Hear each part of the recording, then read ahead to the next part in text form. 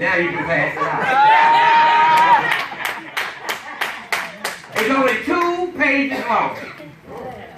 As I still teach on knowledge, the title of my message today Is your zeal based on the knowledge of God's righteousness or yours? Is the zeal. Now, I come to realize when I looked at the scriptures, when Paul wrote to the Romans, the church in Rome, he was telling them, he was telling that the Jews had a zeal, but the zeal is for the law. And I looked at the definition of zeal. And the definition of zeal is fervor for a person, cause, object, eager desire, endeavor, enthusiastic, diligence, adore.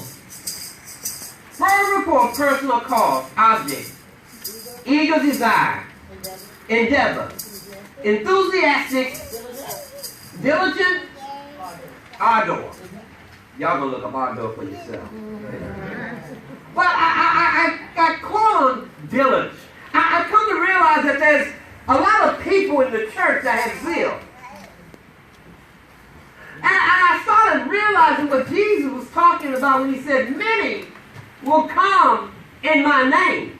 He said, many will say, did I not do this in your name? Did I not do that in your name? But Jesus will look at them and say, I knew you not. I come to realize there's a lot of zeal going on, but in whose righteousness? The definition of righteousness is quality and state of being righteous. Quality and state of being righteous. Characterized by uprightness. And morality. Morally right. And justifiable. And then you want to justify it. I come to realize a servant don't have these characters. Oops. But I find out that there's a lot of unrighteous people in the church. But whose righteousness? Because the righteousness of God is not the righteousness of man. And I was amazed when Paul was telling the Romans about this. Listen to what he said in Romans 9:30. What then shall we say? That the Gentiles who do not pursue righteousness have attained it? A righteousness that is by faith? A righteousness that is by faith? Wait a minute. He said, wait a minute. Who are we to say that the Gentiles have pursued righteousness?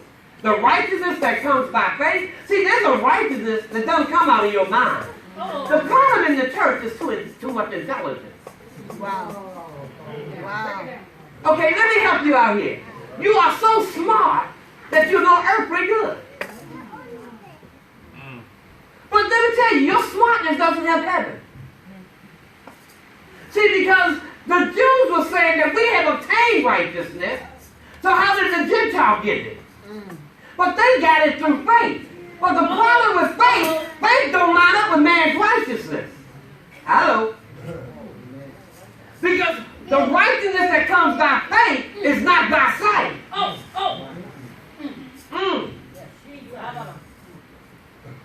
What scares me in the church is when we try to rationalize everything from the mind. And when apply what we think as righteousness to what is not, don't line up with the word. Well, if you want to look at it from another point of view, if you looked at it from man's righteousness and man's interpretation and man's judgment, we'll miss God and Christ and the Holy Spirit. But we sure got a zeal. We're busy. But you're busy, but you don't know Christ. You're busy, you have not spent time to build a relationship.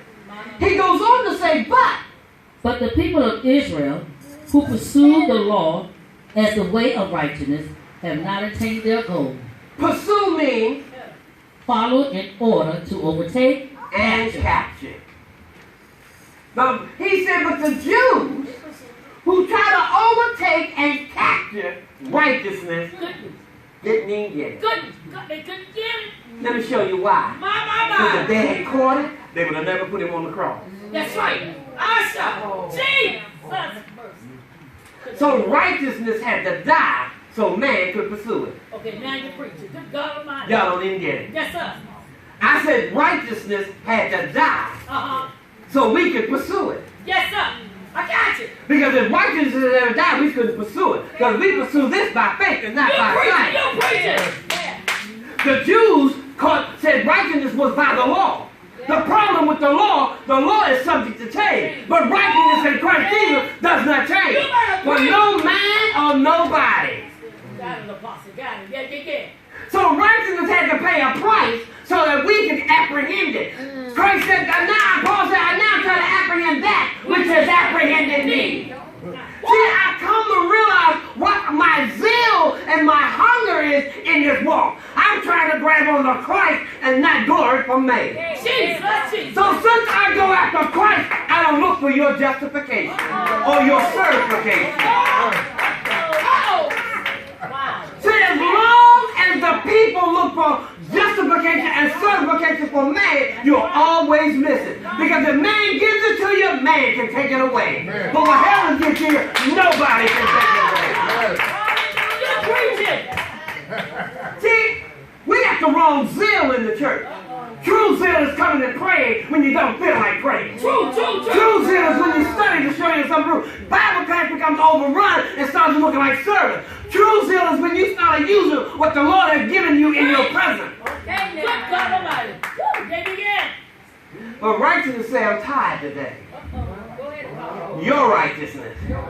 Righteousness says too far for Bible class. Righteousness says I ain't got time that I can pray at home. See, there's two types of righteousness that man fights with. One righteousness say, humble yourself. Another righteousness say, I grew up too hard to humble myself again.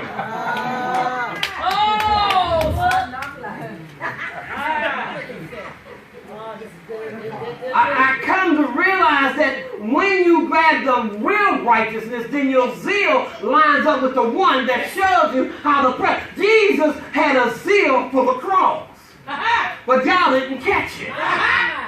Because he knew he would have to pay the price to redeem us. He told the disciples, where I go, you can't go.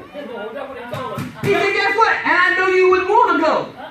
And the proof of the pudding was when it was time to go, they ran. Okay, you know what? When you got a true, faithful zeal, you'll say, nail me next to it. But I come to realize man's righteousness is always judging each other. It goes on to say this. Why not?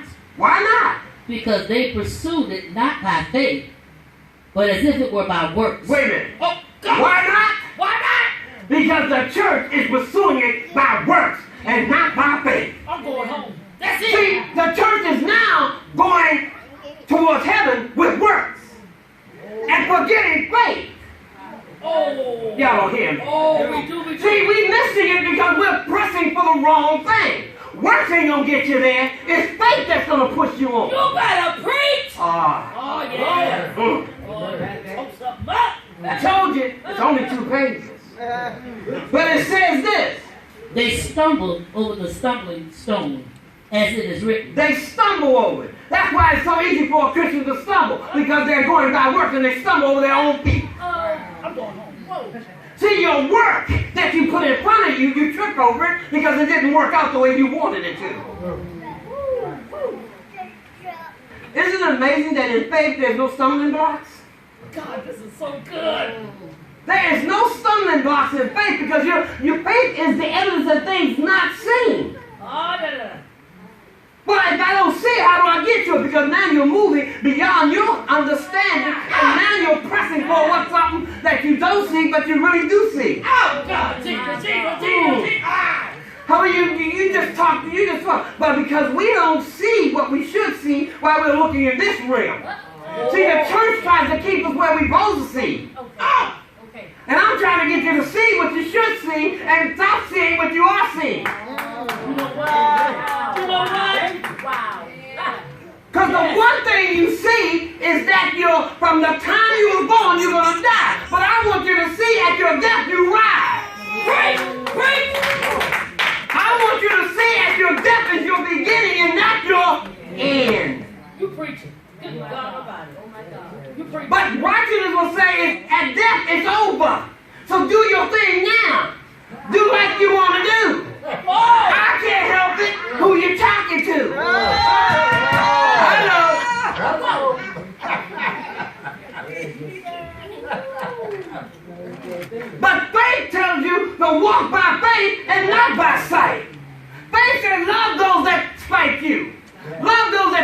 about you.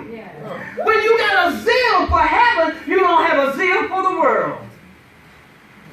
Love the enemy.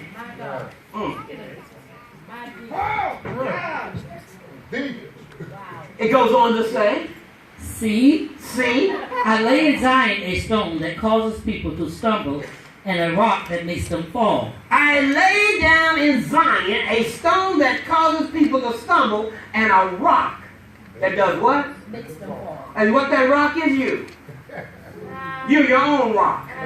You stumble over yourself every time. Based on your decision. Based on the way you move. Based on the way you act. Based on the way you talk. Based on everything you think. Like I told you, it's only 2 pages. Wow. When are we going to stop putting stumbling blocks in front of ourselves? Wow. When? Our mind is our worst stumbling block in the world. I don't feel good this morning. Your mind says, your body says, I'm going to react to it. Yeah. But when it's time to go to work, everything's working fine. Yeah, press. It goes on to say this in Romans. And the one who believes in him will never be put to shame. And the one who believes in him will never be put to shame. When you fall over the rocks and the pebbles and everything, you'll put heaven to shame. Paul said you ran well. Well, what hindered you? What did you put in front of yourself to make you stumble? What made you lose your zeal? What made you lose your excitement for righteousness?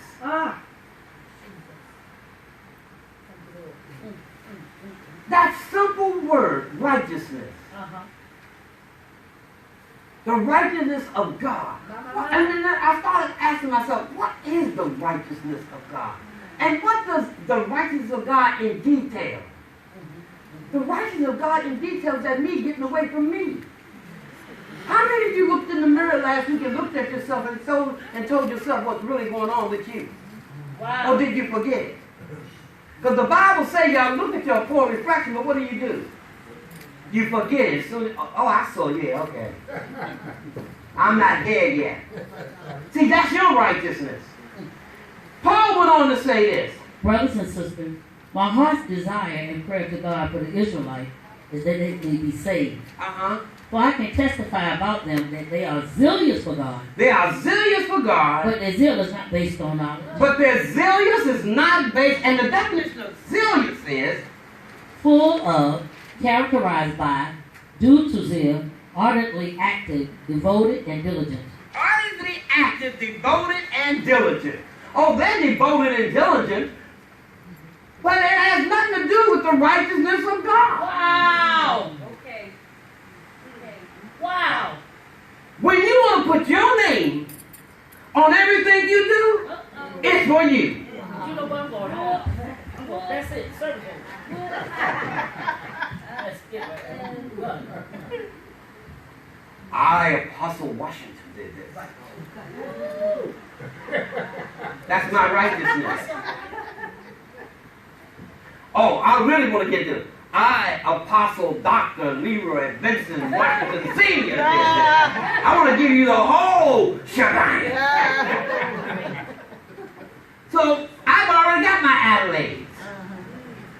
I've already got my glory. So I don't need nothing from heaven. But I got a zeal for it. A righteousness that is not by righteousness.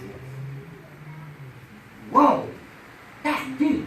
But let me tell you about that deepness. It's not even finger deep. You know why it's deep? Because the mind wants to make it deep. It's a choice. It goes on to say this. Since they did not know the righteousness of God and sought to establish their own, they did not submit to God's righteousness. See, in the church we start establishing righteousness, but is it lining with the Word of God? It's our own righteousness.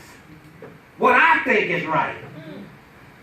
Did you think it was right when you woke up this morning? You didn't wake up on your own. had nothing to do with whatever you thought. You had no choice if you was going to wake up or not, but you think you do. You only woke up this morning because the Lord God decided He wanted you to rise. Yep. He could have very easily said, this is your last breath. But we all, I woke up this morning, you ain't do nothing. You put your eye on it. Isn't it amazing? We always say, I. We don't give Him no credit for nothing. I got a good job. I got a nice car. I got this. I got that. It's always I. But the Bible says there's only one I. I am who I am. And I have no other I am before me. Whoops. I bet y'all gonna think about that apple now, aren't you? See? But that's the truth.